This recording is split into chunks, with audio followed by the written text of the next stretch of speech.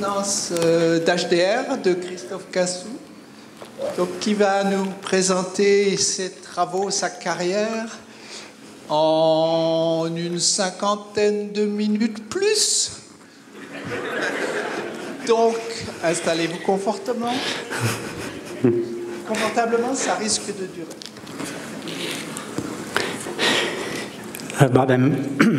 C'est bon, le micro, ça me semble très très très fort. Non. Bon.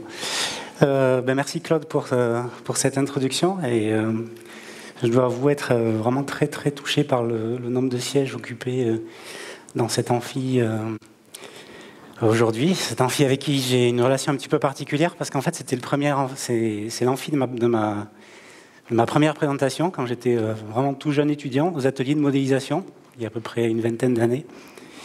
Et donc c'est aujourd'hui l'amphi de mon HDR auquel je crois que plus personne ne croyait, hein, ni même moi-même. Je commençais à avoir des doutes sur vraiment l'existence possible de cette date-là. Donc merci beaucoup d'être là. Je suis vraiment très très touché par cet amphi aussi plein. Même après 20 ans, on va dire que le trac la pression, elle est encore là. Alors je me disais, j'allais dire qu'elle était un petit peu moins paralysante, mais en fait, elle est tout aussi paralysante qu'il y a 20 ans. Mais elle est quand même un petit peu différente dans la mesure où aujourd'hui, c'est quand même un peu mon jour.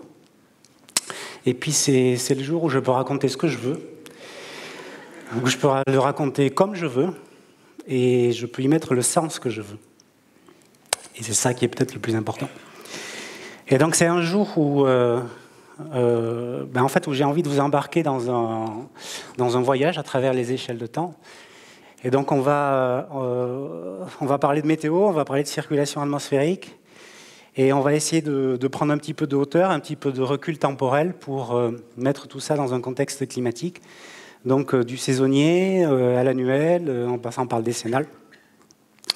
Et donc on va parler essentiellement variabilité et fluctuation climatique. Alors, mes expériences de communication avec le public, qui sont quand même assez nombreuses, m'ont appris qu'il est toujours important de raconter une histoire. Et en fait, d'avoir aussi plusieurs supports comme objet de médiation. Alors, l'objet de médiation que j'ai choisi, que j'espère que vous allez apprécier, donc c'est un carnet de notes, un carnet de voyage. En fait, un petit peu... mon carnet de voyage je vais l'ouvrir à différentes dates, et en fait je vais vous raconter l'histoire d'une passion de gamin, hein, qui était la météo, à un métier donc mon métier que j'exerce aujourd'hui, qui est climatologue et directeur de recherche au CNRS. Voilà, donc c'est un peu mes anti-sèches là. Pour le début, c'est un peu, c'est plus rassurant. Donc, puis il y a une autre aussi leçon que m'ont appris mes expériences de médiation, c'est que c'est sous prétexte qu'on parle de sciences un peu fondamentales, de sciences dures, il faut quand même pas s'interdire de parler d'émotions, de parler d'humains et de parler de personnes, parce qu'en fait, c'est par ces vecteurs-là que les messages passent le mieux. Donc, je suis désolé, Claude. Je pense qu'il est très probable que ma présentation soit plus longue que 45 minutes, qui est l'officiel. Alors, peut-être 1 heure, 1 heure et demie, 2 heures, 3 heures, on verra. En tout cas, installez-vous confortablement. Mais voilà, donc j'ai déjà pris je ne sais pas combien de temps pour faire mon introduction. Donc, on va ouvrir ce carnet de voyage. Et ce carnet de voyage, on va l'ouvrir en fait avec la page d'aujourd'hui. La page d'aujourd'hui, pardon, c'est la page d'hier, excusez-moi. La page d'hier, où en fait, dans mon carnet de voyage, la page d'hier, il y a une page de journal ici, c'est le journal du Sud-Ouest, le journal d'hier. En fait, c'est la première carte que moi je regarde le matin, c'est derrière la dernière de couverture du journal, c'est celle-là, et puis, je ne sais pas si ça marche, oui. Et puis en fait, je regarde aussi cette carte-là, en fait, je vais faire un zoom, ça marche vraiment pas bien ce truc. Un zoom là, donc qui est je vais mettre ici plutôt. et qui est une carte météo, une carte de pression atmosphérique, une carte avec des fronts. Et en fait, je me suis toujours demandé qui c'est qui regardait ce genre de carte au niveau du public, enfin, pour le lecteur moyen. En fait, moi je les regarde. Et visiblement, en fait, elles sont là depuis pas mal d'années, parce que si j'ouvre le carnet de notes au 28 février 1990, en fait, mon carnet de notes, ah oui, j'ai oublié, parce que j'ai les objets de médiation, voilà, le journal, il est là, je l'ai juste reproduit sur écran. Et celui de 1990, il est là.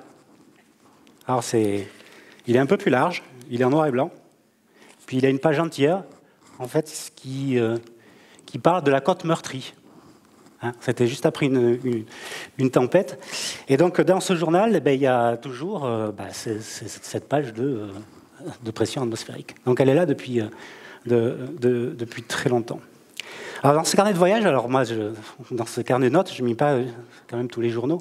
Mais par contre, on trouve ce genre aussi de pages. Alors ça, c'est la page du 7 septembre 1991. En fait, elle représente les relevés météo que moi, je faisais quand j'étais gamin. Où déjà à cette époque, en fait, je vous ai dit, hein, c'était la météo passion. Et puis donc j'avais des templates où je remplissais comme ceci des pages et des pages. Donc il y en avait une pour chaque jour. Donc je vais faire un petit zoom ici. Et sur ce petit zoom ici, en fait, donc je découpais ces cartes synoptiques, hein, ces cartes de pression atmosphérique, et je les mettais donc sur ces pages-là. Puis je vais insister sur un mot ici. Alors déjà, en 1991, il y avait déjà le mot régime. Et je vais parler énormément de régime de circulation dans cette présentation. Alors, je ne suis pas sûr qu'à ce moment-là, il avait la même signification que celle que je vais utiliser aujourd'hui, hein, en 1991. Quoique, j'avais déjà je marquais des choses intéressantes. C'est bien parce que j'arrive à relire mon écriture de l'époque. Aujourd'hui, c'est plus possible. Donc, léger affaiblissement de l'anticyclone quasi stationnaire. C'est celui-là, là, au large de la Grande-Bretagne. Donc, il y a une autre page aussi, c'est celle du 17 septembre 1991. Alors, je vais faire un zoom de nouveau sur cette partie-là. Et puis déjà, donc, j'écrivais des choses marrantes, en fait. C'est vraiment intéressant de regarder ce qu'on faisait il y a 20 ans. Ou il y a plutôt... oui, 20 ans. Et donc, je marquais creusement très rapide, très profond d'une dépression. Et je me posais des questions. Résidu d'un cyclone. Donc, à l'époque, je ne savais pas. Et puis, il y avait des choses aussi qui étaient d'après le calcul isobarique. Alors, c'est des mots que n'utilise plus beaucoup aujourd'hui. Le vent serait voisin de 200 km/h. Alors là, je crois que je n'étais pas très, très bon en calcul. Parce que vu le creusement de la dépression, à mon avis, ça m'étonnerait qu'il y avait 200 km/h à l'intérieur. Donc là, il y avait quand même certains ratés.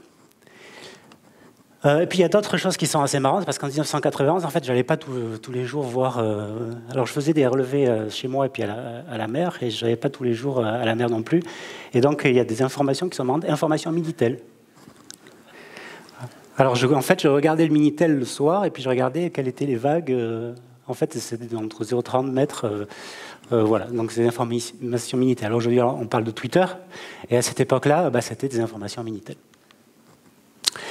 Et puis il y avait aussi d'autres remarques qui étaient très intéressantes, en particulier celle-là, où en fait je faisais aussi des prévisions. Mais des prévisions pour moi, et puis je mettais développement d'une dépression, celle-là apparemment, au large de l'Espagne. Alors bon, évidemment, à cette époque-là, moi je faisais beaucoup de surf, donc ce qui m'intéressait, c'était les vagues. Donc avec formation future de vagues, et puis je mettais en grand, ce n'est qu'une prévision.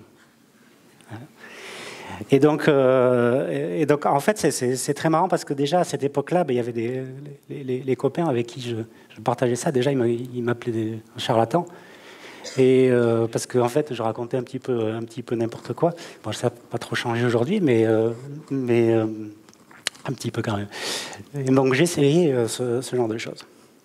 Et puis, on remonte encore un petit peu plus loin. Alors là, pour remonter jusqu'en septembre 1994, alors là, c'est des cahiers d'écoliers, où je consignais des mesures météo qui étaient faites dans cet abri-là. Alors cet abri, je l'ai ramené. C'est celui-là. Et en fait, cet abri, c'est celui que mon grand-père avait construit pour moi, parce que c'était ma passion. Et puis aussi, vous avez une carte là. Cette carte-là, en fait, c'est un cyclone Hortense. Et ces cartes-là, je les avais récupérées aux journées portes ouvertes du centre départemental de météo des Landes. Alors, je crois qu'aujourd'hui, c'est en fantôme. Mais bon, cette carte-là, en fait, d'avoir récupéré ces cartes-là, en fait, ça fait naître des passions, justement. Et ça fait voir des gens qui sont généralement passionnés, qui sont les météorologues. Et donc, les centres départementaux, c'est peut-être un peu politique, mais ça sert quand même à quelque chose, en tout cas pour moi. Bon, je vais arrêter quand même parce qu'autrement on va s'endormir. Hein. Donc on va revenir à la carte du jour. C'est la carte de sud-ouest, donc de celui-là, là, qui est devant. Puis aujourd'hui, je suis quand même capable d'aller un petit peu plus loin. C'est que je suis capable donc de reproduire cette carte moi-même. Hein. Et donc vous avez à gauche la même carte de pression.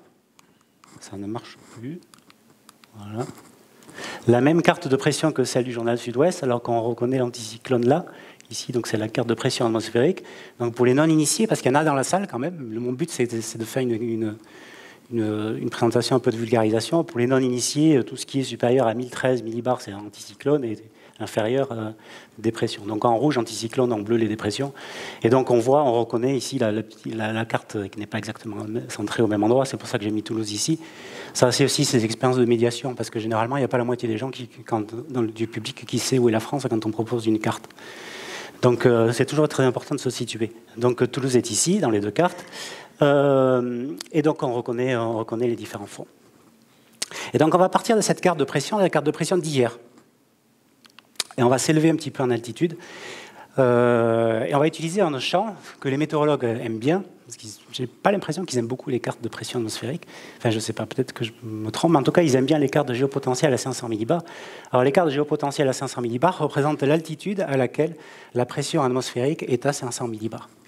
Alors, juste de manière pédagogique aussi, je vous ai fait une coupe ici entre les Canaries et puis Moscou. Cette coupe, je l'ai remise ici. Canaries, Moscou, et puis ici on s'élève en altitude, et on regarde en fait le niveau de pression qui est à 500 millibars. Et on voit qu'au-dessus du Pays Basque, là, des Landes, justement, là où il y avait cette station-là, au-dessus du Pays Basque, eh bien, il y a une bulle, ce qu'on appelle une bulle de géopotentiel, une hausse du géopotentiel. La hauteur du géopotentiel est un peu plus grande, et le vent tourne autour du sens des aiguilles d'une montre dans cette configuration-là. Alors ça, c'est la carte des météorologues. Mais en fait, moi, je ne suis quand même pas météorologue, même si c'était ma passion, je suis climatologue. Et le climatologue, il a toujours besoin d'une référence. Et donc, la référence du climatologue, c'est la climatologie. La climatologie, généralement, c'est la moyenne de toutes les situations possibles sur une période donnée. Et je vous ai représenté ici la climatologie de la pression de surface pour hier, qui est calculée sur la période 1958-2015, et pour le géopotentiel à 500 millibars. Donc on voit qu'en fait, il y a une grande différence quand même entre une situation du jour et une situation climatologique. Et le climatologue, en fait, il aime bien parler non pas en champ brut, parce que c'est difficile de parler en pression en millibars. Il a besoin de parler par rapport à une référence, donc il parle en anomalie. Donc l'anomalie, c'est la différence entre la situation du jour, qui est là, et la climatologie, qui était dessous, qui est là. Voilà. On fait juste la différence. Et on voit en fait que dans la situation du jour, on a une dépression qui est plus creusée ici au niveau de l'Islande et un anticyclone ici qui est sur la France, celui qui nous fait la chaleur d'aujourd'hui. On fait la même chose avec le géopotentiel à 500 millibars et on voit que à peu près, un météorologue va me tuer quand je vais dire que c'est à peu près la même chose, mais on voit que c'est à peu près la même structure. Donc ça, c'est aujourd'hui. Et puis aujourd'hui, on va remonter un petit peu dans le temps, et puis on va regarder ce qui s'est quand même passé cet été, depuis le début de l'été. Alors pour moi, le début de l'été, c'est 15 avril. J'y reviendrai un petit peu plus tard, mais c'est le 15 avril. Alors vous avez une animation ici des anomalies de géopotentiel à 500 millibars. Donc je vais parler toujours de ce champ-là, donc depuis le début de l'année, depuis le début de l'été, pardon. Et donc en fait, quand on regarde ça, on est vraiment surpris par la grande complexité et par les différentes échelles qui sont présentes dans cette circulation atmosphérique. Alors on a des échelles qui sont synoptiques. Alors les échelles synoptiques, c'est de l'ordre de la tempête. On a des échelles qui sont beaucoup plus grandes. Ça s'appelle des téléconnexions. Alors vous voyez ici, vous avez une grosse anomalie une grosse dépression. Ici, un gros anticyclone. et que ces deux-là restent relativement stationnaires, et donc ils sont téléconnectés. Vous avez aussi, si on regarde bien, donc il y a des petites structures qui se propagent de Terre-Neuve jusqu'à l'Europe. Ça, c'est le courant d'ouest classique. Mais il y en a qui se propagent de manière inverse, en particulier ici en Méditerranée. Donc il y a des structures quasi stationnaires. Il y a des petites bulles, aussi des petites bulles froides là. On a parlé, alors on a vachement parlé des petites bulles froides depuis un mois, avec toutes les inondations qu'il y a eu, etc., etc. Donc voilà, on a des petites bulles froides. Donc vous voyez qu'en fait, d'une situation du jour, quand on anime ça, on voit que c'est assez complexe. Et on va essayer, le but de cette présentation, c'est de tout simplifier. Ouais. On va simplifier dans l'espace et on va simplifier dans le temps de tout ça. Alors pour simplifier, on va faire quelque chose qui est assez schématique. Là, c'est un peu des mots barbares, bon, je suis quand même un peu obligé. Donc on va prendre les cartes de tous les jours possibles depuis 1958. On va prendre ce géopotentiel et pour une saison donnée. Donc on va prendre ici l'été. Et de manière très schématique, je les ai représentés par des petites gamètes ici de couleurs. Et donc ce qu'on va faire, c'est qu'on va dire qu'on va regarder, avec toutes ces situations, on va regrouper celles qui sont les plus semblables, hein, celles qui sont les plus proches entre elles. Donc là, bon, alors on fait ça de manière itérative, il y a plein de statistiques derrière. Bon, ici, je l'ai fait de manière très très simple. Vous avez vu que j'ai pris les 4, donc on prend 4 situations au hasard. Bon, là, sur ce schéma-là, elles ne sont pas vraiment prises au hasard, vous allez comprendre pourquoi. Et ensuite, on essaye de voir, en fait, on essaye de les regrouper selon leur similarité. Voilà. Et on arrive au final à avoir, en fait, un nombre de classes ou de circulations atmosphériques qui sont semblables, et on arrive à réduire en fait cette complexité que je vous ai présentée précédemment. Et donc c'est ce qu'on appelle en fait les régimes de temps. Alors là il y a des mots barbares un peu statistiques pour en fait avoir une classification avec les situations à l'intérieur les plus proches possibles et puis les situations à l'extérieur les plus loin possibles.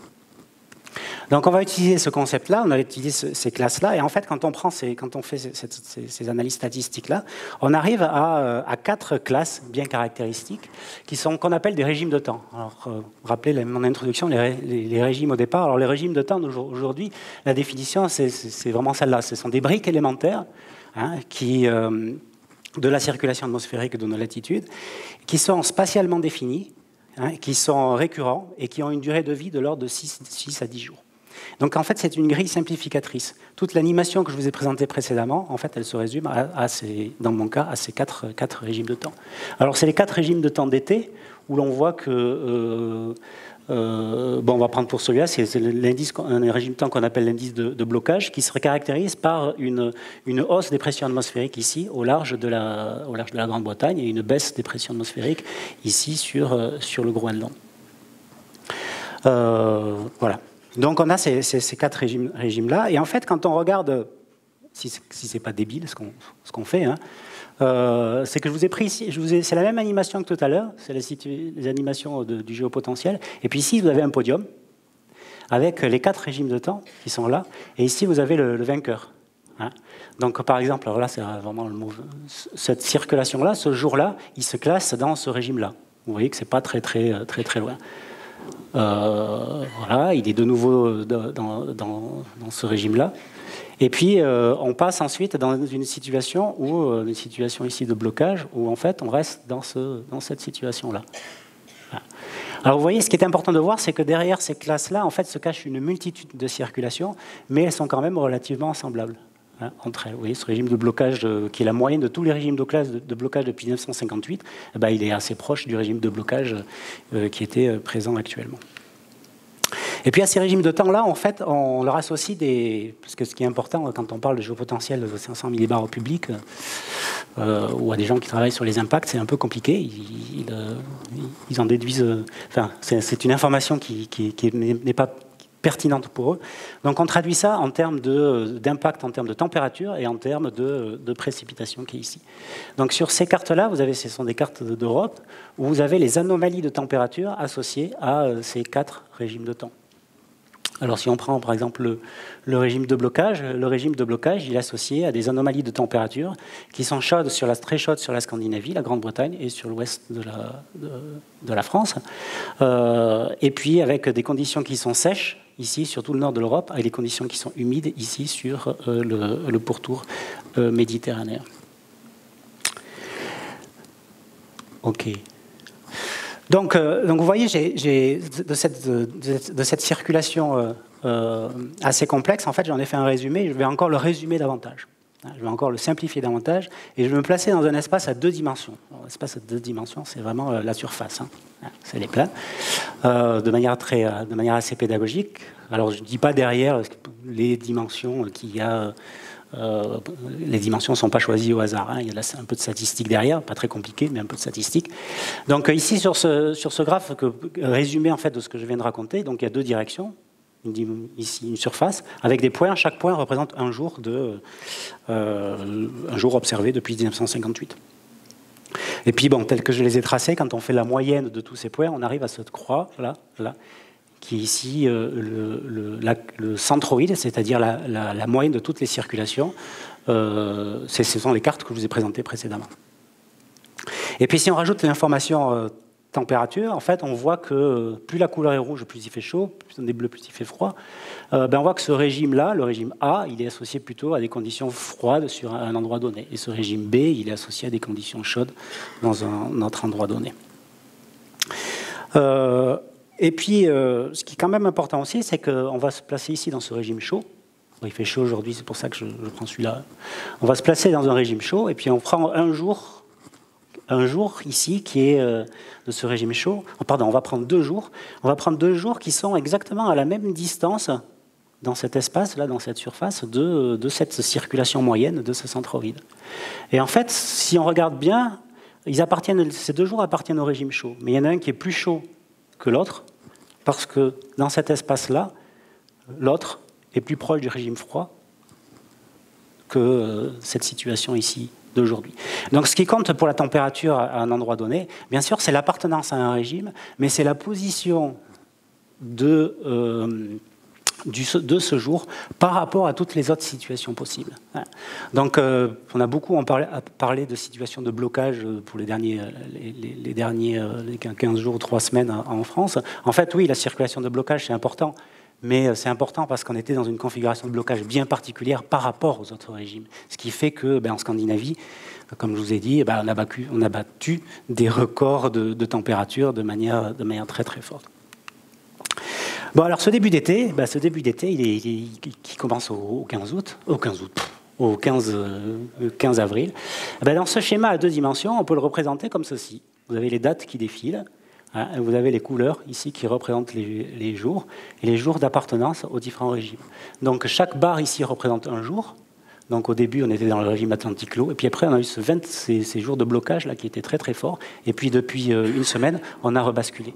Alors si on regarde cette situation de blocage, donc le régime de blocage c'est le rouge. Le régime de blocage c'est le rouge. Et en fait les jours de cet été, vous allez voir, ils étaient situés ici, dans ce cadre-là.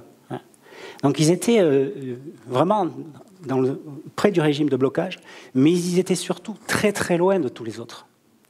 Donc ça veut dire que c'était un blocage qui était fort, qui était extrême et qui était persistant. Vous voyez ici, voilà, on y va, on commence, début mai, toc, on s'en va loin, et puis après on s'en va aussi vers ce régime-là, qui est le régime Atlantique-Low. Et le régime Atlantique-Low, quand on le regarde bien, c'est le régime des orages. C'est le régime des orages sur le sud de la France. Donc on était dans un blocage qui faisait des conditions extrêmes au niveau de la Scandinavie, mais qui avait une faiblesse au niveau de la Méditerranée. Et donc il se rapprochait un peu de ces situations ici. Et donc c'est pour ça qu'on a eu cette combinaison-là d'effets de blocage, d'effets importants en termes d'impact, à la fois sur la France et à la fois sur l'Europe. Et en fait, avec ce schéma-là, je vous ai défini beaucoup de choses, mine de rien.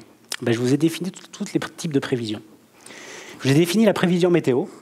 La prévision météo, c'est en fait prévoir la chronologie et l'intensité des circulations dans cet espace climatique. Alors là, il est à 2 dimensions, il est tout simple, à quelques jours d'échéance. C'est-à-dire que je prends un point, et puis je veux savoir où il va à quelques jours d'échéance. La prévision mensuelle, c'est prévoir les transitions entre les différents régimes et leur intensité. Mais également prévoir la position respective. Et donc à quelques semaines d'échéance. Et la prévision saisonnière, en fait, c'est essayer de prévoir la zone dans cet espace climatique qui sera la plus occupée. La prévision saisonnière, dans ce sens-là, elle aurait été juste si elle avait dit il y aura plus de situations atmosphériques dans ce cadran-là que dans ce cadran-là. Mais c'est tout ce qu'elle peut dire, la prévision saisonnière. Elle ne peut pas dire du tout elle peut rien dire sur la chronologie, elle ne peut rien dire sur l'intensité, en tout cas au jour d'aujourd'hui. Et puis également, je vous ai défini la prévisibilité. En fait, derrière prévision, il y a prévisibilité, c'est-à-dire cette capacité à prévoir. Et la capacité à prévoir, en fait, elle repose sur l'existence de mécanismes physiques. Et c'est ça qui est important, qui permettent d'anticiper les évolutions des circulations atmosphériques les plus probables, au-delà de l'échelle météo, hein, bien évidemment, et puis au-delà de l'échelle synoptique, qui est l'échelle de la tempête. Et dans ce cadre-là, la prévisibilité, moi, je la représente juste par quelque chose qui est très simple. En fait, c'est un ventilateur. C'est l'existence d'un ventilateur.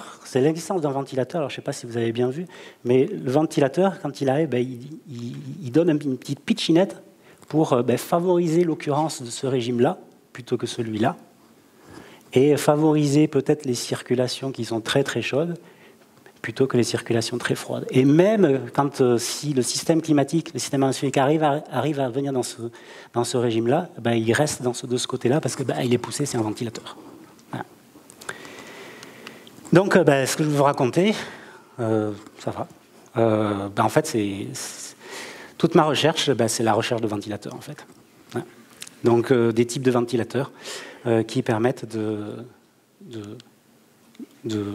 comprendre tout ça. Donc, on a vu l'été, on va remonter un petit peu plus loin, on va remonter à l'hiver dernier. Alors l'hiver dernier, c'est aussi un hiver très intéressant. Cet été était très intéressant, puis l'hiver dernier était également très très intéressant. Alors ici, vous avez une courbe qui montre... alors elles sont marrantes ces courbes de Météo France, parce que moi j'ai vraiment toujours l'impression de voir double.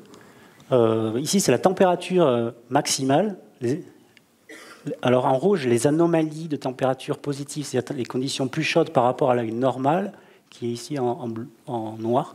Et ici, vous avez la température minimale. Pour un climatologue, moi je vois en double là.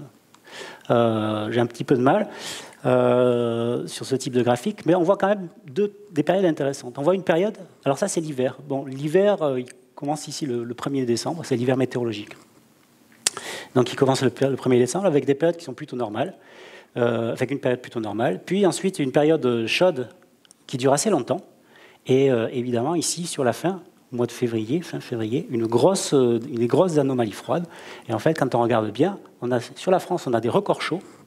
Ça, c'est le 1er janvier, autour du réveillon. On a des records chauds dans cette zone-là. Et puis, on a une toute petite vague de froid, ici, sur la fin.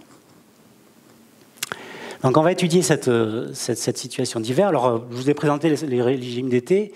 Il y a aussi des régimes d'hiver. Bon, là, je ne vais pas rentrer dans les détails. Hein.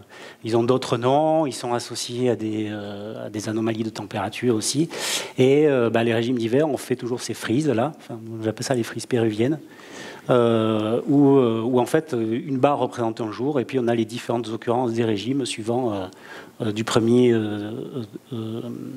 décembre jusqu'au 28 février. Et quand on regarde ici, en fait, l'occurrence des régimes, on voit que pendant la période plutôt normale, on avait une prédominance de ce régime-là qui s'appelle dorsal atlantique, et plutôt normal, alors que le dorsal atlantique, normalement, il est associé à des périodes plutôt froides. On y reviendra un petit peu plus tard. Puis ensuite, on a une grosse période chaude qui est associée donc à ce régime-là, qu'on appelle le régime zonal, alors, ou le régime NAO+, pour oscillation nord-atlantique positive. Alors là, je crois que Robert Vautard, à distance, il doit se... comment dire on verra après. Donc ce régime NAO+, qui se caractérise par un creusement de la dépression d'Islande et un renforcement de l'anticyclone ici des Açores, un renforcement de l'onde stationnaire, et qui se caractérise par des températures qui sont très chaudes. Voilà. Et puis quand on regarde où sont les records chauds, ils sont dans ce régime-là, où il y a des vents d'ouest qui sont massifs et qui amènent donc de la chaleur de l'Atlantique vers l'Europe. Et puis la petite vague de froid ici, elle est associée à ce régime elle a commencé par ce régime de blocage ici et elle s'est terminée par ce régime ici qu'on appelle Groenland anticyclone ou NAO-. Alors là, je pense que j'en ai perdu quand même pas mal. Donc on va essayer de revenir à quelque chose de simple. De nouveau, mes expériences de médiation montrent qu'il faut En fait, c'est l'image, c'est la perception qui est importante. Bon, en fait, vous oubliez tous les noms, NAO+, blocage, zonal, etc. Et puis, vous regardez juste des images. Hein. Ici, vous avez l'image, c'est la même image prise dans différents types de régimes. Donc, le régime zonal, celui où les vents sont forts, c'est sur la côte ouest. Ici, c'est le phare de Cabreton. Sur la côte ouest, dans les Landes, c'est le régime des tempêtes, qui se contraste fortement avec le régime NAO-, où c'est plutôt des vents d'est, où là, il neigeait.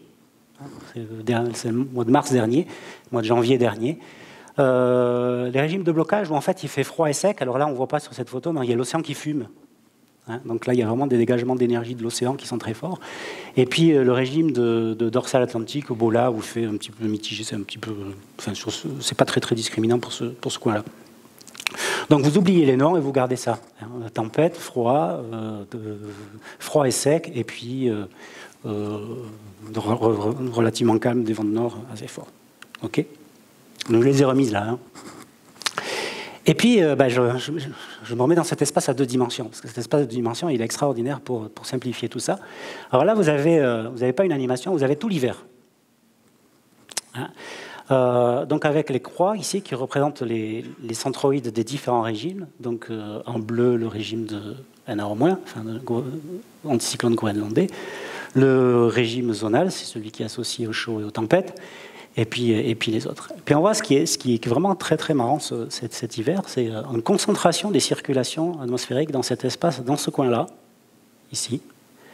Le système est resté là, et puis tout d'un coup, il est parti. Il est parti vers du blocage, et il est allé vraiment très loin de l'autre côté, en fin de période. Et donc ça, c'est la petite vague de froid, ici, là, c'est celle-là, qui était complètement atypique dans cet hiver. Et le record chaud ici était en situation NAO+. Bon, alors là, moi, c'est mes histoires de ventilateur. Hein. Si j'ai un ventilateur à placer, il est quand même là.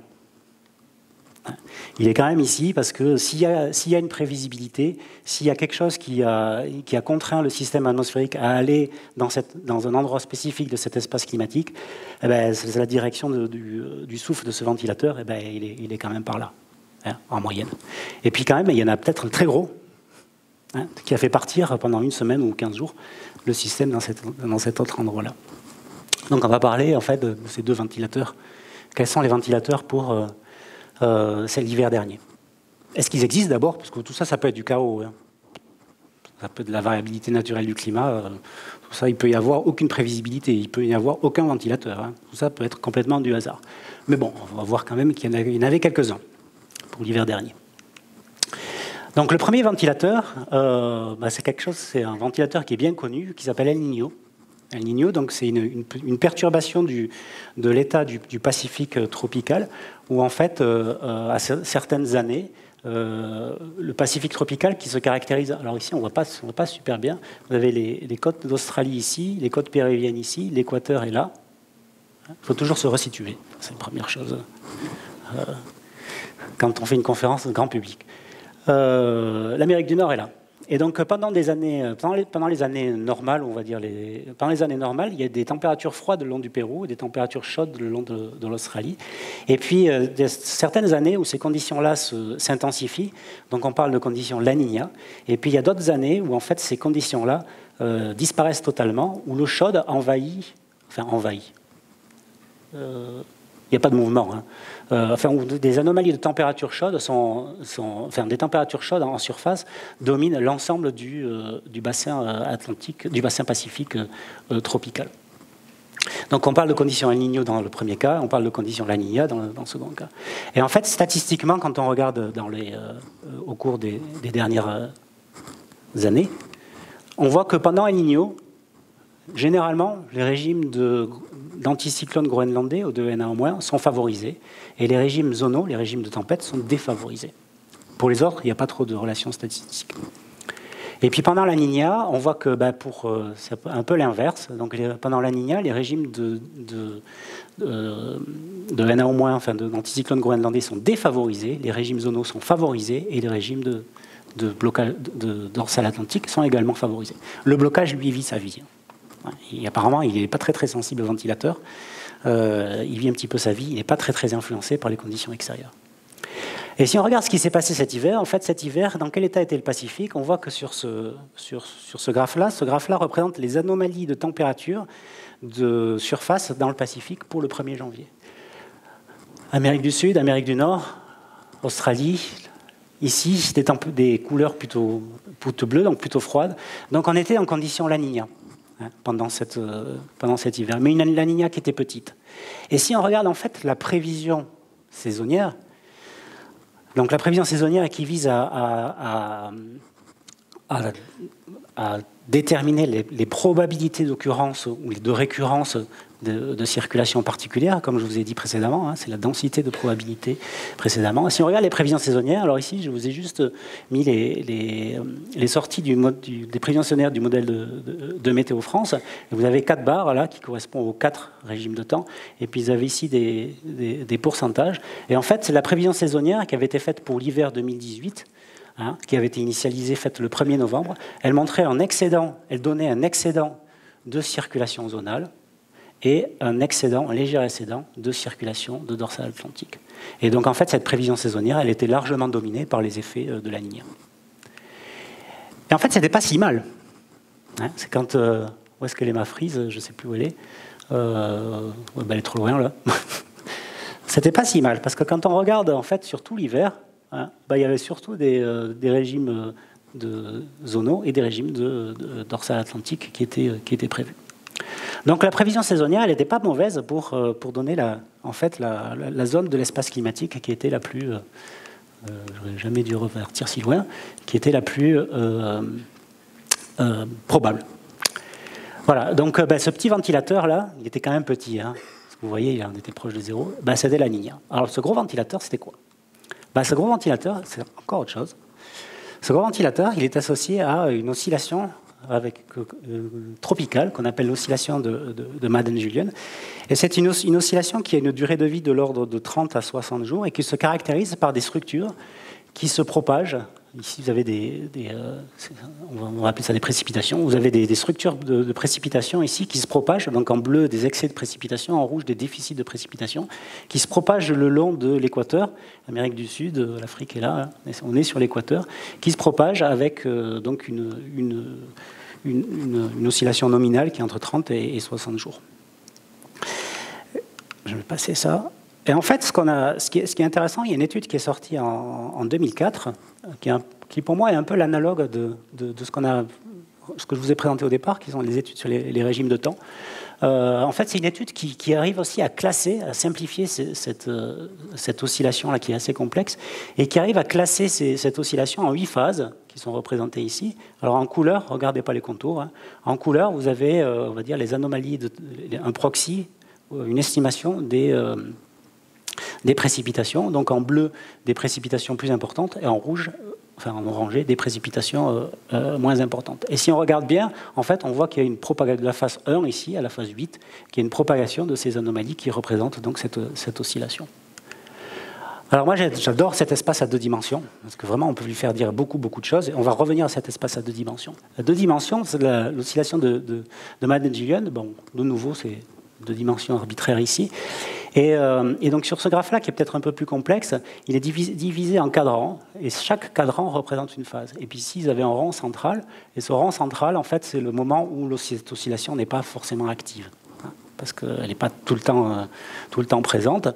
Et donc on va voir que pour un hiver particulier, alors on prend toujours l'exemple de l'hiver 2007-2008, parce que jusqu'à maintenant, c'était un hiver très très actif. Vous voyez, les jours défilent ici. Alors là, l'hiver commence le 1er novembre. Pas le 1er décembre. Donc il défile ici, et puis vous voyez que le système, en fait, il se développe. Là, là, il est en phase, au mois de décembre, il est resté en phase 2-3 ici, phase 2-3 qui correspond à ces impacts-là, et puis il continue à tourner, toc, toc, toc, toc. Et en fait, c'est un hiver où le système tourne, et tous les 20-30 jours, tous les 30-40 jours, il y a une oscillation de Madden-Julian qui se met en place. Alors vous voyez que c'est vraiment on appelle ça oscillation, mais c'est des abus de langage, parce que vous voyez, ça ne tourne pas de manière complètement nominale. Quelquefois ça revient, ça reste plusieurs jours, en moyenne c'est 7-8 jours dans une phase, mais ça peut rester 10-15 jours. Donc tout ça, c'est des approximations. Alors qu'est-ce qui s'est passé cet hiver? Ben, cet hiver, on reprend ce même graphe. Alors l'hiver commence en décembre ici. Donc au début décembre, on était dans sa phase 7-8. Alors sa phase 7-8, c'était la phase où en fait, il y avait des grosses sécheresses sur le tropical ouest. Et puis on est passé en phase 2-3. On est resté longtemps, on a bien tourné. Et puis on est passé ensuite au mois de janvier. C'était vraiment une année active. Et puis ces graphes-là, je les fais depuis 2007-2008. Et puis là, il y a un truc qui s'est passé, c'est que en fait, j'ai perdu l'oscillation. Parce que en fait, le calage là, que j'avais fait des graphes, il était valable pour la période 1958-2007, quand j'avais fait ces études. Mais cette année, j'étais obligé d'agrandir les graphes. Hein, parce qu'en fait, vous voyez que ici, au début de l'hiver, on était dans un cycle de MJO qui était relativement normal. Hein, et puis ça va passer vite. Et puis en fin d'hiver, on rentre dans une phase, en fait, ici, dans la phase 6 et 7, qui deviennent complètement extrêmes. Hein, et ça reste assez longtemps, phase 7-8, et qui en retourne ensuite dans cet endroit-là. Alors vous allez me dire, est-ce qu'on peut combiner la MJO ou est-ce qu'on peut combiner ici là? En fait, je ne sais pas si vous avez bien regardé, mais quand on est parti dans cette phase extrême, on était dans ce moment-là. On était dans le moment de la vague de froid. Donc la MJO est-elle un ventilateur? La réponse est oui. La MJO est un ventilateur pour les circulations atmosphériques. Alors quand on est, vous avez ce graphe à 2 dimensions, là, et puis je vous ai rajouté les régimes de temps. Et puis on voit donc quand la MJO, dans les tropiques, sont dans ces phases particulières-là, on a plutôt le régime zonal qui est activé, donc plutôt des tempêtes. Puis ça passe par le blocage, puis ça passe ensuite par les circulations N1 au moins.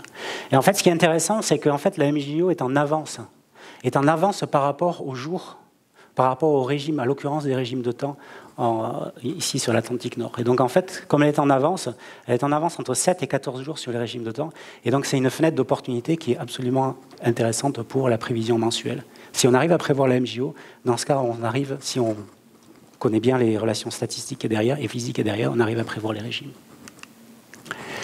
Alors, dans ce carnet de voyage, là, il y a un papier qui est inscrit, hein, qui est 25 septembre 2008. C'est le papier où c'est un papier où j'ai vraiment étudié ces oscillations entre les relations entre l'oscillation de Madden-Julian et l'oscillation nord-atlantique, ici les régimes de temps. Enfin, il fallait mettre, comme ça a été publié dans la nature, c'est là, il fallait mettre oscillation nord-atlantique et il ne fallait pas mettre régime de temps. Et puis ce papier-là, en fait, il a eu vraiment un grand succès. L'année dernière, j'étais en octobre à un panel, une réunion de panel, et ils parlaient de ce papier-là comme papier de référence. Alors j'ose espérer quand même qu'il était dans cette revue-là. Alors aujourd'hui, on download les PDF, mais à l'époque, on allait consulter les journaux, et puis la couverture c'était celle-là, et en fait l'enjeu était quand même beaucoup plus important de choisir entre Obama et les Républicains que mon article de Madden-Julian, bien évidemment. Donc je pense que le succès de cet article il est quand même dû à la couverture aussi. Voilà, donc cet hiver, donc il y a un hiver vraiment très particulier avec le système là qui est parti en vrille un petit peu sur cette fin de période. Alors on va revenir sur cette fin de période. J'ai fait un petit zoom donc du 11 février au 18 mars avec cette occurrence des régimes. Donc ça commence par du NA+, il y a du blocage, puis ensuite il y a du NA au moins. Donc ça c'est la relation classique avec la MJO. Et puis je vous ai dit que c'était une fenêtre qui était absolument intéressante pour la prévision mensuelle. Et là je vous donne l'exemple de la prévision mensuelle opérationnelle de cette année. Et on voit qu'en fait, sur ce graphe-là, ce qui est montré, c'est la probabilité d'occurrence des régimes de temps en fonction des échéances. Alors, je pense qu'il faut améliorer ces graphes de prévision quand même, parce qu'on n'y voit rien, on n'y voit pas grand-chose. Donc, je vais essayer de vous les expliquer. Ici, vous avez les pourcentages, 20, 30, 40, etc. Et ici, vous avez les semaines, et chaque point représente un jour. Et la prévision est initialisée ici. Donc, la prévision a été initialisée en situation N en moins. Et puis ensuite, au bout de 4-5 jours, La probabilité de blocage a commencé à augmenter très fortement, mais la probabilité de NaO+, la probabilité de NaO+ diminuait. Et puis ensuite, à partir de la semaine 3, on avait une probabilité d'occurrence de NaO-. Donc c'est une prévision qui est parfaite, en fait, mais vraiment quasiment au jour près. Il y a une très forte prévisibilité, une très bonne dispersion, ce qui montre qu'en fait, quand même, à 4 semaines d'échéance, on arrive à avoir, dans certaines conditions particulières, et c'est ça qu'il faut bien préciser, dans certaines configurations particulières, même si statistiquement c'est faible, cette prévisibilité, dans certaines configurations, on arrive à voir ça, des choses intéressantes. Donc, un petit résumé, 48. Oui, il va falloir que j'accélère. Donc, 3 périodes caractéristiques, 2 ventilateurs. Et puis, alors là, je me lance, je fais quand même une prévision pour l'année prochaine. Je dirais probable NaO- en début d'hiver prochain, 2018-2019. Possible vague de froid en novembre-décembre 2018. Alors là, vous allez me croire, parce que donc, je vais passer tout ça, puisque autrement Claude va m'arrêter. Donc là, il y a tout le mécanisme qui vous dit pourquoi il y a cette prévision. Voilà, je vais passer. Et je vais rajouter, mais ce n'est qu'une prévision, comme sur le premier graphe que je vous ai présenté au départ. Donc très brièvement, ce mécanisme-là, il est associé à ce qu'on appelle un mécanisme de réémergence. Le mécanisme de réémergence, ce sont en fait, les circulations atmosphériques influencent l'océan, créent des anomalies de température en surface de l'océan, bien évidemment, comme on a vu qu'elles sont responsables aussi d'anomalies de température sur les continents. Sur les océans, c'est la même chose, mais elles créent aussi des anomalies en profondeur. Et ces anomalies en profondeur, elles ont une mémoire qui est très importante. Et en fait, on arrive à suivre des anomalies d'un hiver à l'autre qui sont créées à des profondeurs importantes, à peu près dans des endroits bien précis, en particulier vers le Groenland. Et lorsque l'hiver suivant arrive, ces anomalies qui étaient océaniques, de contenu thermique qui étaient là, elles remontent à la surface, c'est la réémergence, et elles réinfluencent l'atmosphère. Alors là, je me suis un peu lâché, donc possible vague de froid. Alors évidemment, quand on vague de froid, alors là, on est parti en vrille. Alors, on trouve ça. Ça, c'est pour la vague de froid de mars dernier. C'est USA Today. L'Europe frappée par une extrêmement rare freak of nature. Des titres un peu hallucinants. Les Britanniques, qui sont pas mal aussi. Donc là, c'est l'Arctique qui descend sur les États-Unis. Il y en a d'autres aussi. L'Europe qui fait face au mois de mars le plus froid. Les températures globales diminuent. Donc c'est un mauvais temps pour les warnings alarmistes, je sais pas comment pour les réchauffistes, voilà, les réchauffistes comme ils appellent. Et donc ça questionne évidemment la contribution humaine. Vous avez remarqué que jusqu'à maintenant, je n'ai pas parlé du changement climatique. Ça fait 50 minutes. Puis on en trouve d'autres. Bon, là, j'ai choisi le Figaro, parce que quelqu'un du Monde ici. Mais on peut trouver aussi des titres dans le Monde, quelquefois. Mais alors, celui du Figaro était pas mal, quand même. C'est climat, les vagues de froid se multiplient avec le réchauffement de la planète. Et alors là, quand on donne ça au public, je peux vous assurer qu'ils ne comprennent rien du tout.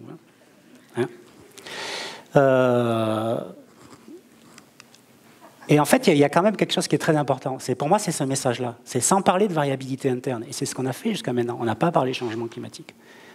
Sans parler de variabilité interne, les messages sur le changement climatique et l'influence de l'homme sont complètement inaudibles. Parce qu'en fait, le public ne les comprend pas parce qu'ils ne correspondent pas aux perceptions du quotidien. Et donc, tout le challenge, c'est de parler changement climatique en parlant variabilité climatique et variabilité interne. Et ça, c'est très important. Alors, on arrive aussi à ce genre de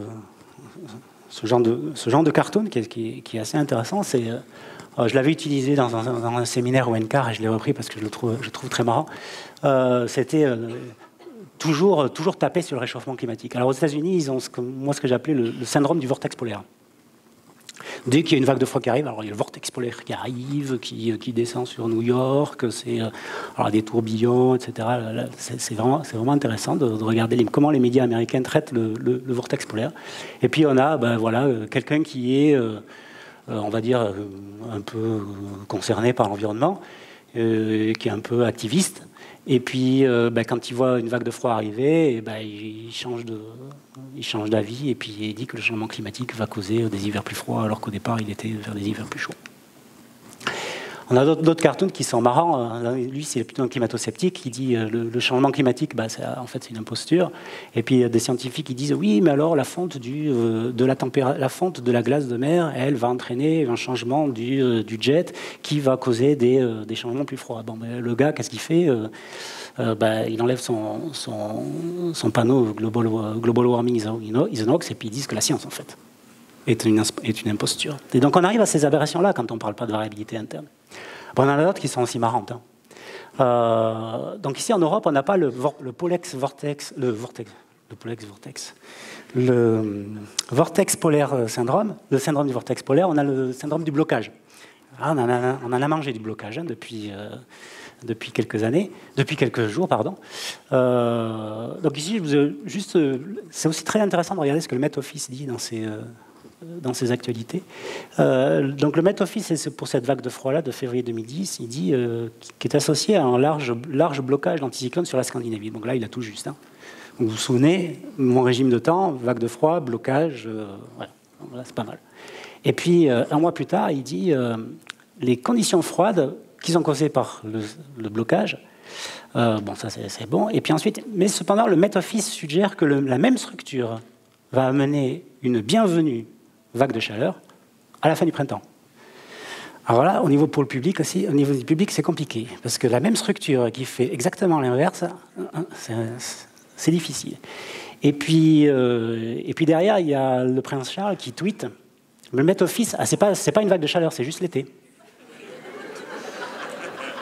Ouais. Donc, alors là, on est vraiment, vraiment perdu, quoi. Donc, j'ai repris mon petit bonhomme là, et puis mon petit bonhomme, en fait, qui dit les blocages en été causent des blocages causent des étés plus chauds. Et puis, quand l'hiver arrive, il dit les blocages causent des hivers plus froids. Et lui, il a quand même raison. C'est ce que je vous ai montré précédemment, c'est qu'en fait, les blocages d'été... oui, bon, je vais passer sur ça. Donc les blocages d'été, ils font des températures chaudes, et les blocages d'hiver, ils font des températures froides. Alors juste ici pour vous présenter rapidement que c'est le cas. Alors le blocage, je ne sais pas si vous vous rappelez encore de la structure de pression que j'ai mis précédemment. Vous avez un anticyclone ici sur la Scandinavie, et donc en bleu vous avez l'hiver et en rouge vous avez l'été. Alors vous voyez les structures, le Met Office il avait raison. Les structures ne sont pas très très différentes quand même. Et donc j'ai pris cette zone-là et puis j'ai regardé les anomalies de pression en fonction des jours. C'est pour 2 ou 3 années particulières. Donc l'orange c'est la saison estivale et puis le bleu c'est la saison hivernale. Et puis je prends les jours en fait d'hiver où ce blocage est très actif. Donc quand les anomalies de température sont fortes, les anomalies de pression sont fortes, et je regarde les températures sur l'Europe, et on a bien des températures froides sur l'Europe. Et je fais la même chose avec les jours d'été, et ici on a bien des températures chaudes ici sur l'Europe de l'Ouest. Donc il y a bien un changement en fait de signe, de relation entre la température et puis les circulations atmosphériques. Alors en fait on peut voir ça comme une horloge. Moi j'aime bien le voir ça comme une horloge parce qu'en fait suivant les saisons, l'horloge avec 12 mois. Alors là, ce n'est pas les heures, c'est les mois qui sont représentés ici. Je représentais une horloge qui commence en décembre, janvier, février, mars, ici. Et en fait, le climat européen, ou la relation entre la circulation atmosphérique et puis les températures sur l'Europe, peuvent être matérialisées par cette horloge-là qu'on va construire ensemble. Alors cette horloge-là, en fait, on part du centre, puis je vous montre, pour un mois donné, on va regarder quelle est la force de la relation entre la température et la pression, on va dire l'indice de blocage. D'accord ? Donc en bleu, on va dire que cette force, elle est négative, c'est-à-dire que quand il y a des configurations de blocage sur la Scandinavie, on a des conditions froides sur l'Europe. Et en rouge, quand on a des configurations de blocage sur la Scandinavie, on a des conditions chaudes sur l'Europe. Donc on est en janvier. En janvier, la relation est forte, elle est bleue.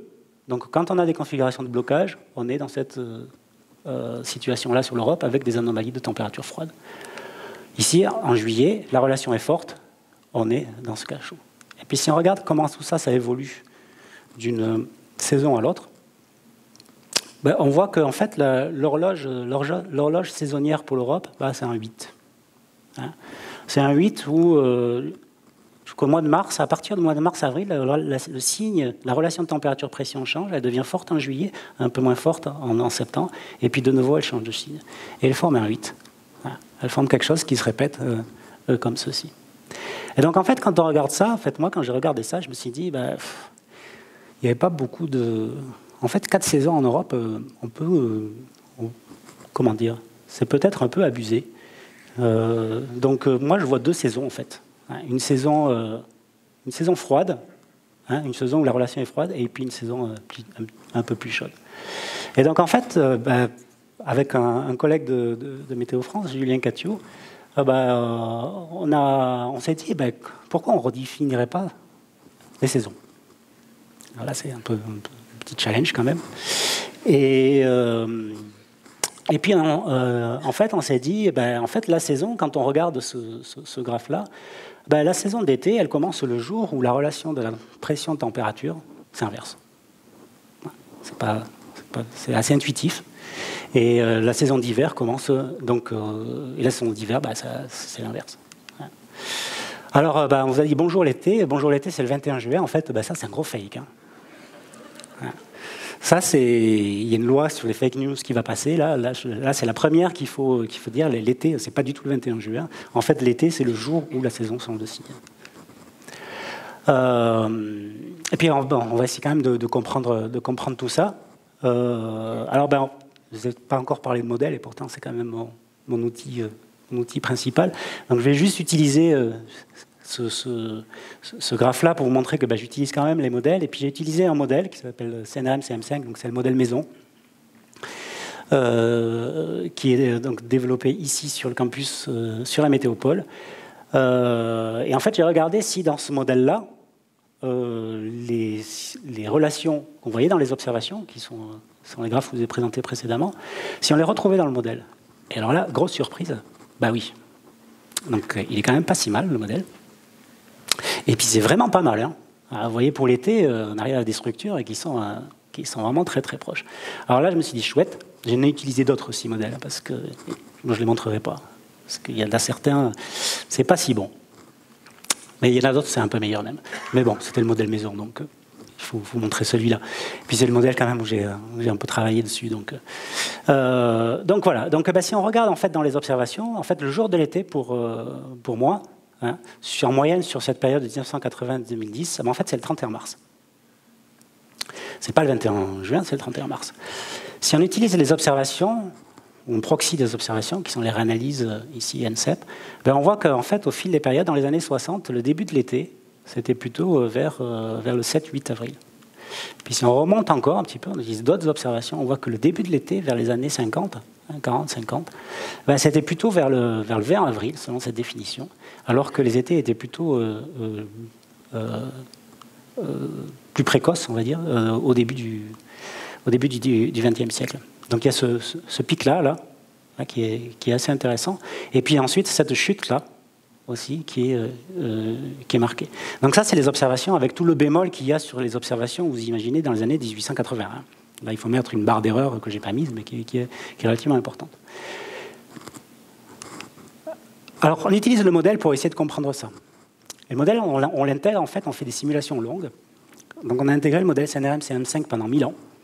Et on a regardé comment... alors, on ne change rien. Tout forçage, alors ce qu'on appelle forçage, ce sont les perturbations radiatives extérieures.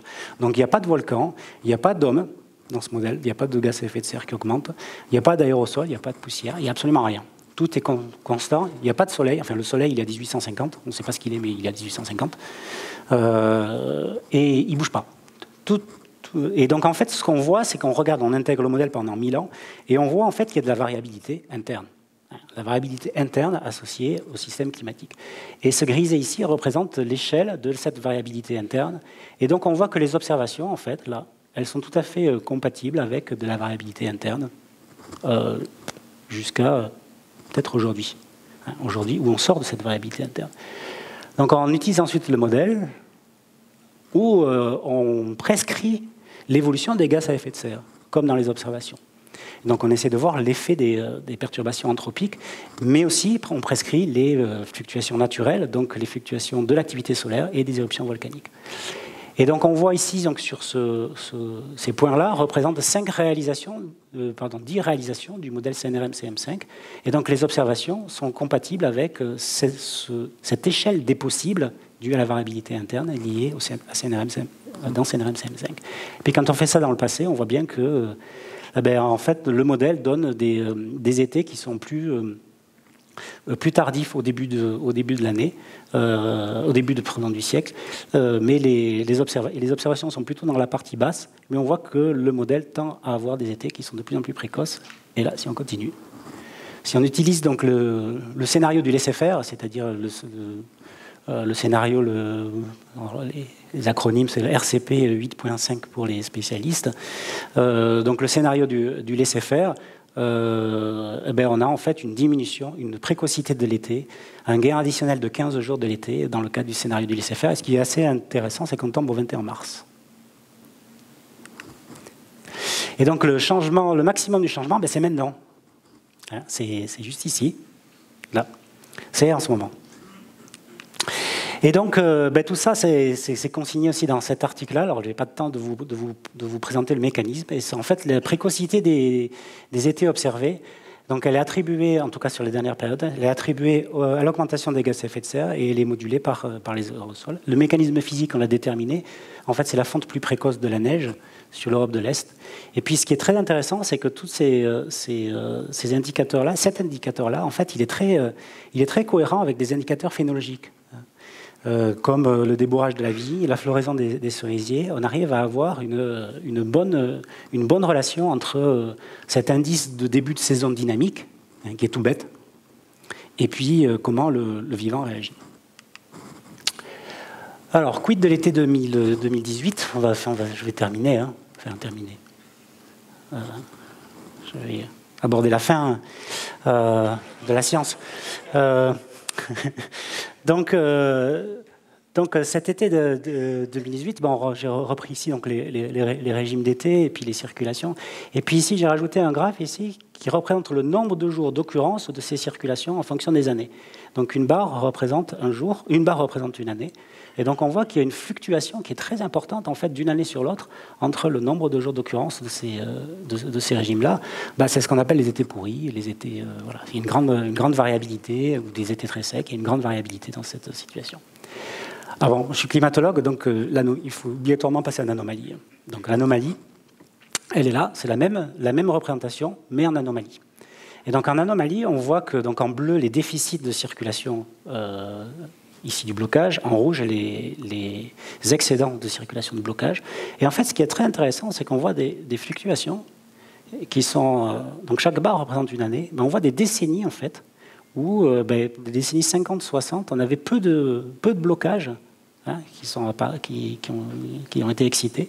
Puis ensuite beaucoup dans les années jusqu'en des années 1980, milieu des années 90, et puis de nouveau moins.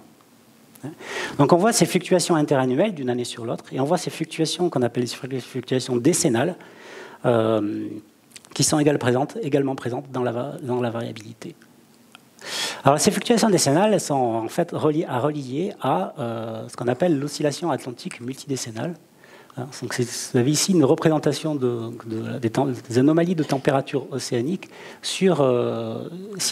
Si on fait un indice, si on prend toutes les températures océaniques sur cette zone-là, l'Amérique du Nord, l'Afrique, l'Europe, Toulouse, là, si on prend des anomalies de température sur cette zone-là, depuis qu'on a des mesures, avec toujours le bémol sur les observations, on voit que l'Atlantique, dans son ensemble, a des périodes décennales qui peuvent être très chaudes, qui peuvent être chaudes, comme des années 20 aux années 50, puis froides, des années 60, de 70 aux années 95, et puis de nouveau très chaudes.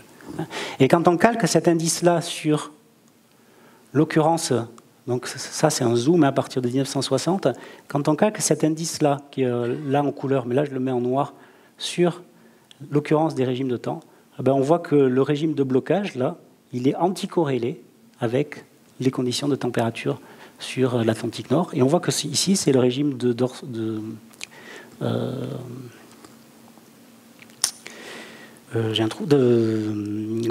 l'anticyclone groenlandais. Ensuite, il est très, très bien corrélé avec l'Atlantique Nord.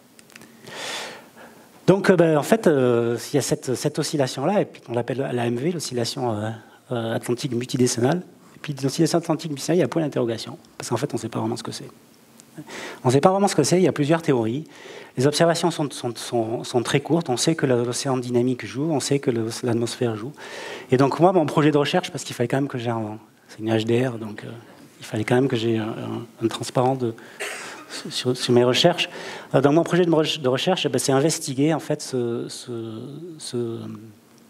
cet objet-là, suivant différentes techniques que je vais passer. Voilà. Donc tout cela quand même, ça a l'air assez facile, mais bon, ça correspond à une démarche quand même assez logique et assez, on va dire, incrémentale. Pour moi, cette notion de variabilité, elle a commencé dès le début, depuis ma thèse, depuis 2000, début des années 2000. Et puis elle a un petit peu explosé avec l'exercice CMIP5. Donc c'est un exercice d'intercomparaison de modèles couplés qui a été à la base du 5e rapport du GIEC de 2013. Et puis donc petit à petit, je suis devenu co-responsable du thème de variabilité et prévisibilité au CERFAC. Puis ensuite co-responsable du développement du modèle CNRM-CM5, en particulier pour les prévisions décennales. Et donc en charge de l'analyse des disséminations. Puis ensuite au niveau national, j'ai coordonné deux projets. Et puis au niveau international, en fait, je suis membre de 2 panels. Le panel de CLIVAR, donc avec un focus de recherche donc sur le décennal, et puis le panel CMIP6, donc de nouvel exercice qui vise à designer et implémenter donc des expériences de sensibilité. Et puis dernièrement, j'ai eu la chance d'être retenu pour être lead auteur pour le prochain rapport du GIEC. Bon, donc ça fait 1 heure, donc j'ai encore un quart d'heure, je pense. Donc on va revenir sur cet objet-là, ce journal-là. Donc on vous souvenez de cette carte-là. Puis dans ce journal, ça c'est vraiment intéressant, il y a un petit article, les climats évoluent. Alors c'est au milieu des faits divers, vous avez ici dans l'air un dément tue 3 personnes. C'est vraiment au milieu, ici. Et puis, alors je l'ai mis en grand parce qu'en fait, il est extrêmement intéressant, cet article-là. Ça me gêne, parce que je vais y rentrer dedans. Non. En fait, donc, c'est un article qui avait été écrit parce que Jean-Claude Duplessis et puis Pierre Morel sortaient un bouquin, et puis il disait, en France, en tout cas, nous avons connu au moins 10 années, de 10 ans, en moins de 10 ans, les 5 années les plus chaudes. 81, 83, 87, 81. Alors, ça, c'est en 90. Vous mettez 2018 et vous dites les 10 dernières années, on a connu aussi les 5 dernières années les plus chaudes. On ne change rien, là. On change juste les chiffres et on change juste les dates. Et puis, il mettait aussi, en ce qui concerne l'avenir, si on prend l'hypothèse d'un doublement de CO2, on arrivera à un réchauffement entre 2 et 4 degrés. Vous prenez le GIEC d'aujourd'hui, en 2050, c'est un peu tôt. Mais bon, c'est dans l'échelle aussi acceptable. Et puis, il y a un article une partie qui est assez intéressante, c'est ce dernier paragraphe. Là, je suis obligé de prendre mes notes, parce qu'en fait, ce dernier paragraphe-là, pour le moment, on n'a pas parlé beaucoup de changement climatique, et pourtant, ce dernier paragraphe, il est extrêmement intéressant, et je l'ai remis ici en 2018. Février 2018, dans mon carnet de notes. Je l'ai remis parce qu'en fait, c'était un petit moment c'était le moment où j'avais du mal vraiment à finir mon HDR. Et puis cet article m'a interpellé. Et puis il y a un mot qui m'a interpellé, c'est celui-là. Recherche fondamentale. Tout ce que l'on peut dire, tout ce que l'on peut faire, c'est se préparer, développer des énergies moins polluantes, en 90, économiser de l'eau et accroître l'effort de recherche fondamentale. Et en fait, ça me fait poser des questions. En fait, c'est quoi être chercheur? Et qu'est-ce qui fait un chercheur? Alors là, je me suis mis la première chose que j'ai fait, c'est que j'ai regardé le dictionnaire, j'ai regardé Larousse. Et puis Larousse, il dit, il n'y a personne qui cherche. Donc là, on n'est pas très bien. Wikipédia, personne dont le métier consiste à faire de la recherche scientifique. Il est difficile de bien cerner ce métier, ça je vous l'assure. de chercheurs tant les domaines de recherche sont diversifiés et impliquent d'importantes différences dans la pratique de ce métier. Bon, Wikictionnaire. Ah, le chercheur est un esprit, ça c'est pas mal.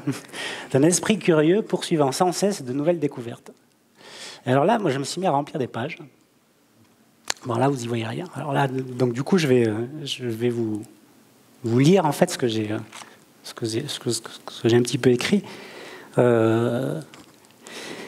Parce que, en fait, je pense que c'est assez important d'avoir cette réflexion-là. Qu'est-ce qu'un chercheur?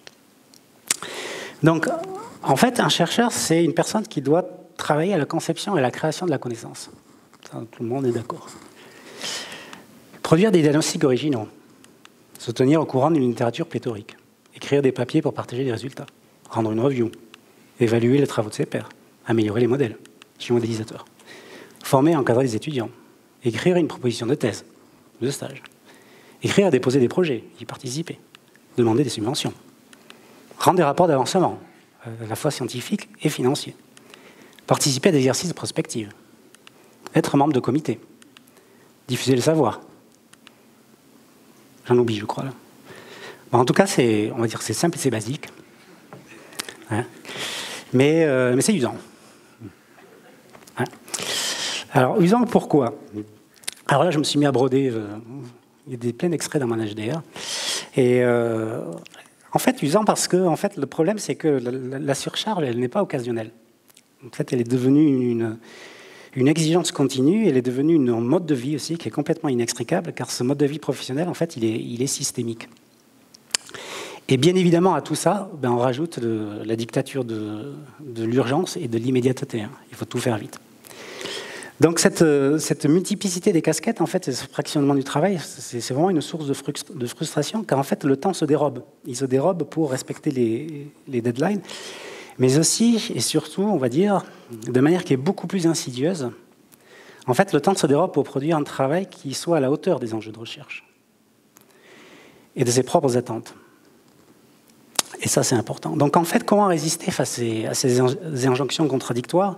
Parce que d'un côté, il y a l'excellence scientifique, alors ça, c'est un mot à la mode, hein, qui exige donc normalement de laisser mûrir des pensées, d'approfondir l'analyse de sujets difficiles, de prendre des risques, de se tromper. Et ça, c'est important qu'on puisse se tromper. Et en même temps, dans le diktat de faire tout, le diktat d'être partout, le diktat du faire vite, et inévitablement, tout ça au détriment de la rigueur qui est attendue en matière de recherche. Donc, c'est assez sombre, là, ce que je dis. Mais bon, à mon avis, l'exercice, il est quand même difficile, mais il serait accommodable. Mais là, je rajoute une couche. Parce qu'en fait, tout devient très, très chancelant quand on commence à questionner le sens de toutes ces tâches. Et l'adéquation du sens de ces tâches avec ses propres valeurs. Hein, et donc là, on touche à l'intime, en fait. À l'intime, c'est-à-dire à la représentation que le chercheur, qui est avant tout un humain, fait de son métier. Alors peut-être que le plus difficile en fait dans ce faire recherche, en fait pour moi c'est que tout ce faire recherche il se développe dans un climat de vive compétition entre laboratoires et entre chercheurs. Et ça, pour moi c'est très très comment dire, détrimental ou enfin, préjudiciable. Aujourd'hui, certaines idées ne sont pas inscrites dans les projets, de peur de se les faire piquer. On parle de lobbying dans les projets H2020, hein, dans d'autres guichets. On parle de stratégie de laboratoire. Et en plus, dans la plupart des guichets, il reste très très peu de place pour ce que j'appelais la recherche à risque, hein, les projets à risque. C'est-à-dire les projets avec des idées originales, qui pourraient certes n'aboutir à rien, hein, mais qui contribuent à l'incrémentation de la science et qui peuvent tout aussi bien aboutir aussi à des avancées qui sont considérables. Alors cette compétition, on ne la voit pas forcément de prime abord, parce qu'il faut prendre un petit peu de recul. Hein, parce qu'en fait, les messages, ils sont de manière très insidieuse, ils sont martelés et ils sont présentés comme allant de soi. Et donc, à force d'être entendus, en fait, ces messages, ils s'insinuent dans les cultures de recherche et puis aussi dans les relations humaines. Et donc, en final, un chercheur, il est impliqué dans un projet, puis dans deux projets, puis dans plusieurs projets, et puis il est victime vraiment d'une véritable projectivité. Et petit à petit, tout ça, ça détruit l'esprit de groupe, hein, et le travail au quotidien de l'ensemble des laboratoires, qui est, à mon avis, en sciences du climat, ça, c'est vraiment un pilier. Et sur le volet évaluation, on peut aussi en dire pas mal. À quoi ça sert de monter un projet alors que les dés de l'évaluation sont pipés? Parce qu'ils le sont quelquefois. À quoi ça sert de produire une review, de rejeter un papier, d'avoir bossé comme un fou sur cette review, d'avoir fait des analyses personnelles, de le rejeter pour des raisons scientifiques, et puis de voir le même papier qui est publié à 4 ou 5 mots près dans une autre review. Donc là, on se dit à quoi ça sert? À quoi ça sert de faire tout ça? À quoi ça sert d'envoyer des rapports d'avancement quand ils ne sont pas lus? Et je viens d'expérimenter tous ces exemples-là, je viens de les expérimenter de manière très très concrète et très récemment. Ces rapports d'avancement ne sont pas lus. Donc ce n'est pas très très politiquement correct ce que je viens de dire.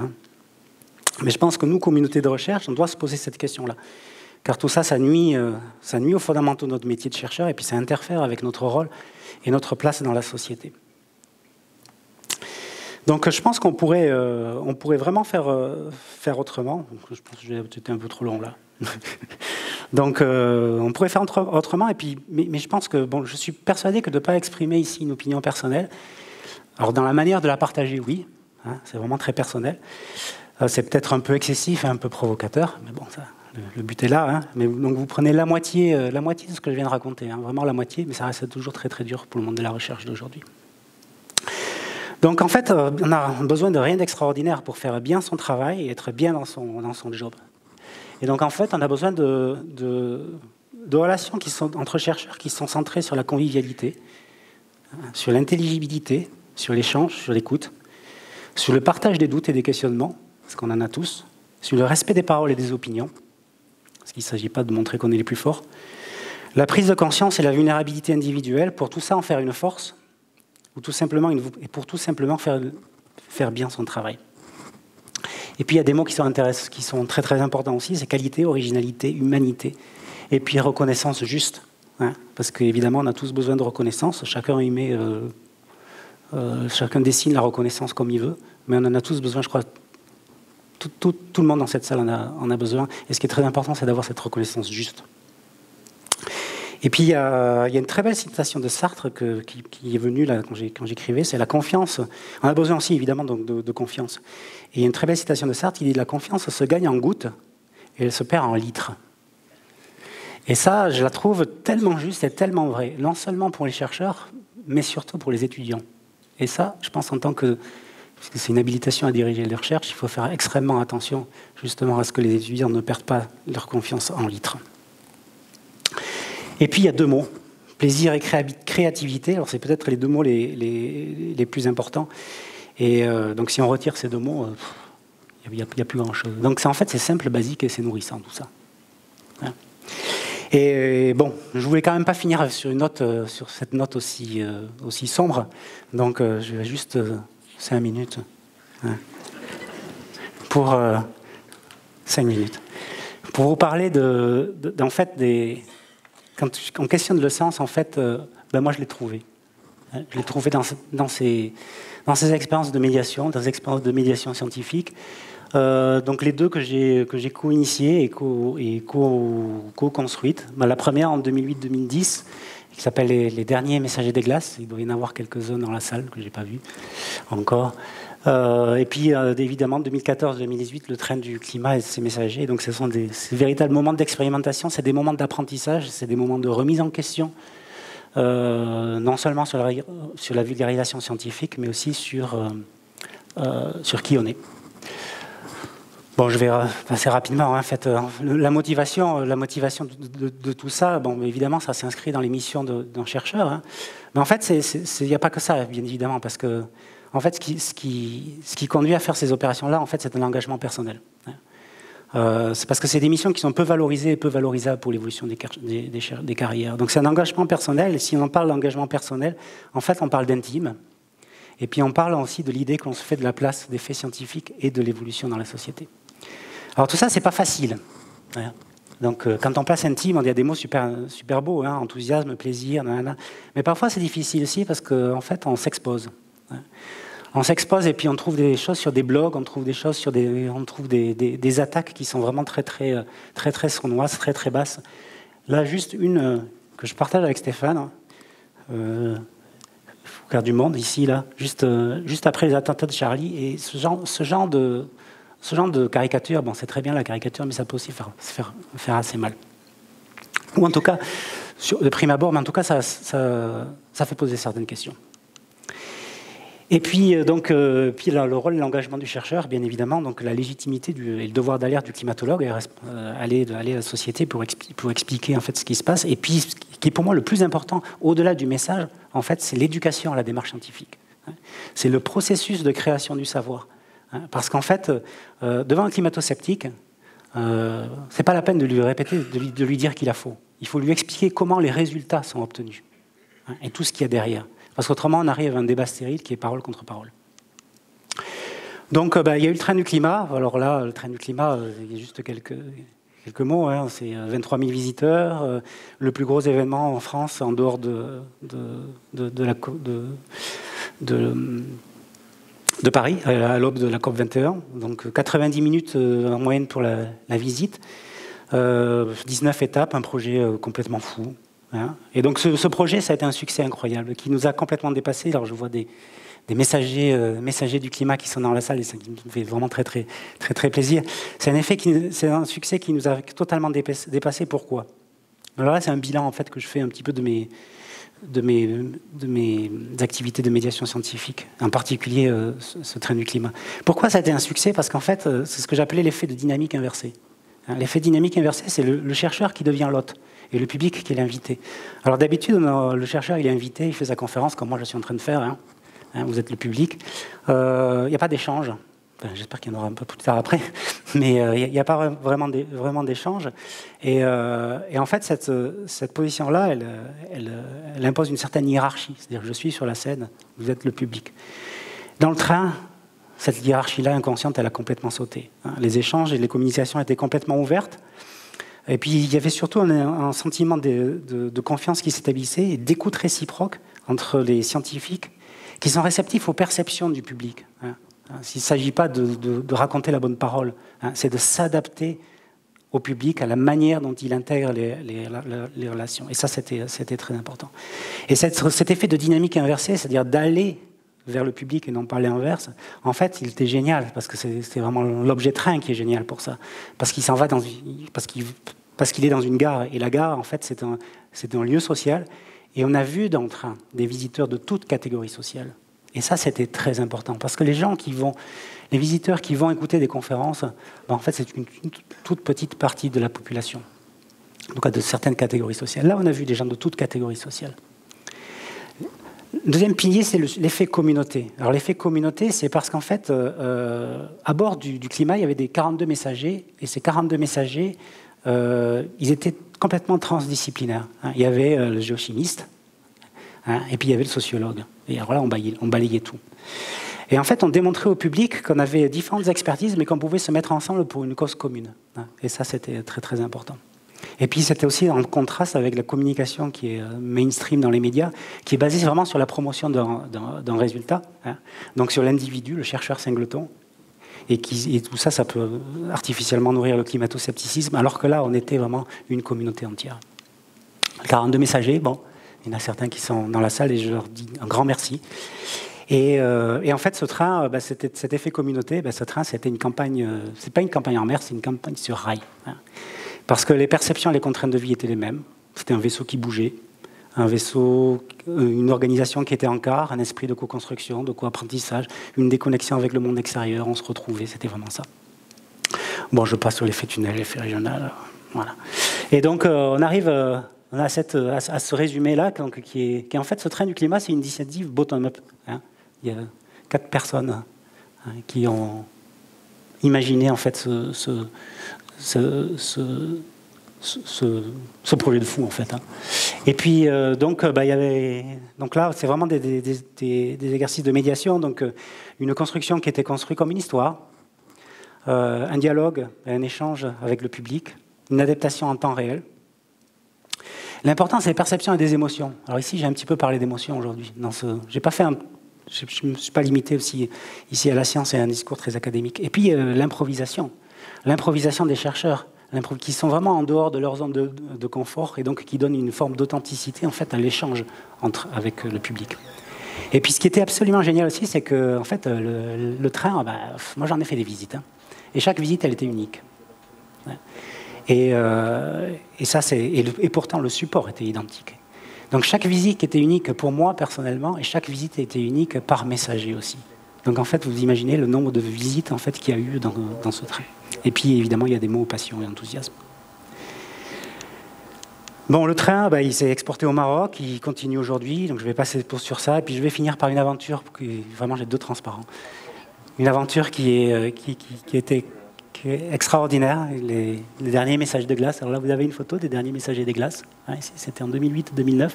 C'était ces jeunes adolescents, puis ces encadrants, donc 8 messagers, des ados de l'enceinte sociale, du Pau, qui s'appelle la Pépinière, des encadrants qui sont un peu fous. Alors ça, c'est un peu comme le train du climat. Un rêve, celui de voir et toucher la banquise.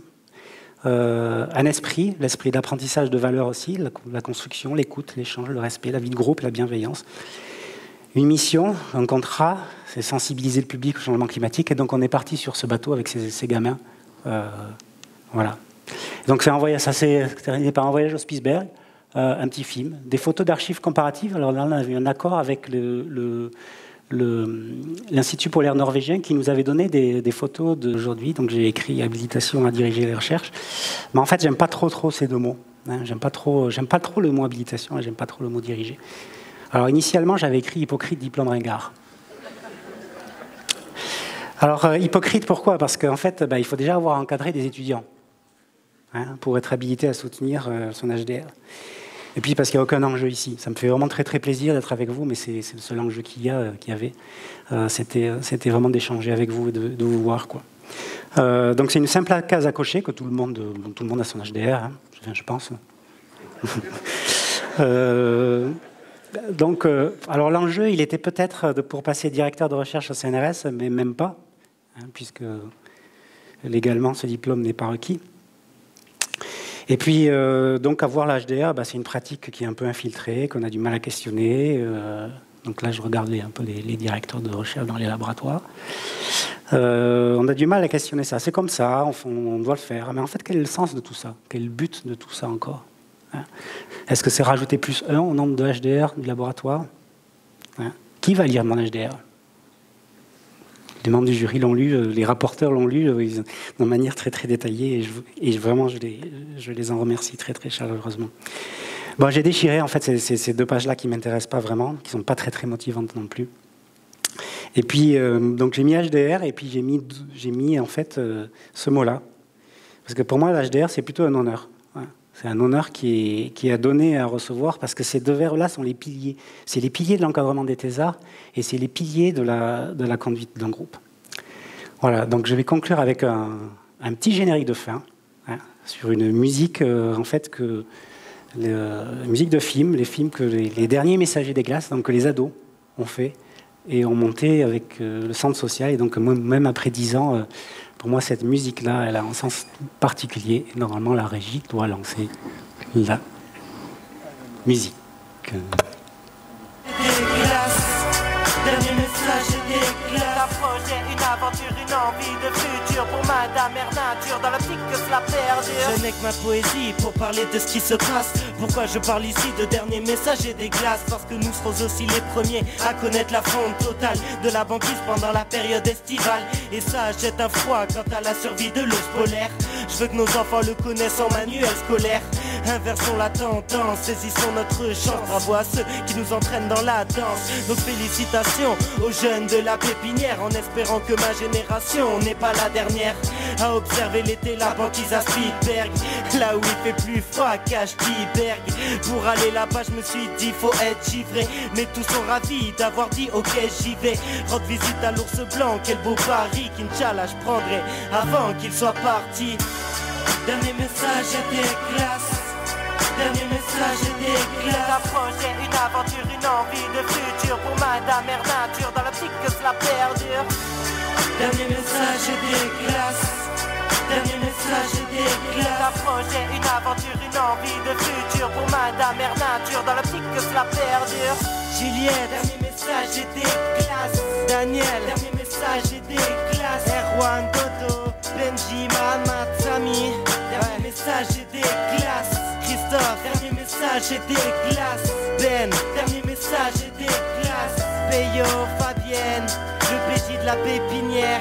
Dernier message et des glaces. Tout le monde, dernier message et des glaces. Et tout le monde, tes parents, tes frangins, frangines, tout le monde, tes voisins, tout ça quoi.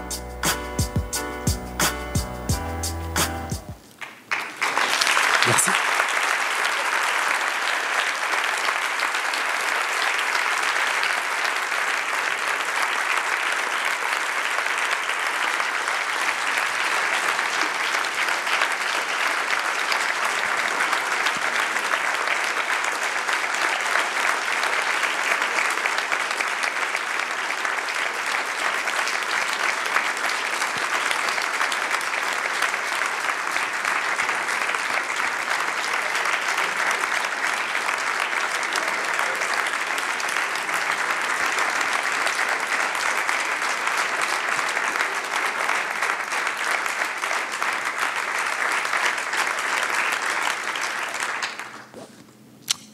Merci beaucoup.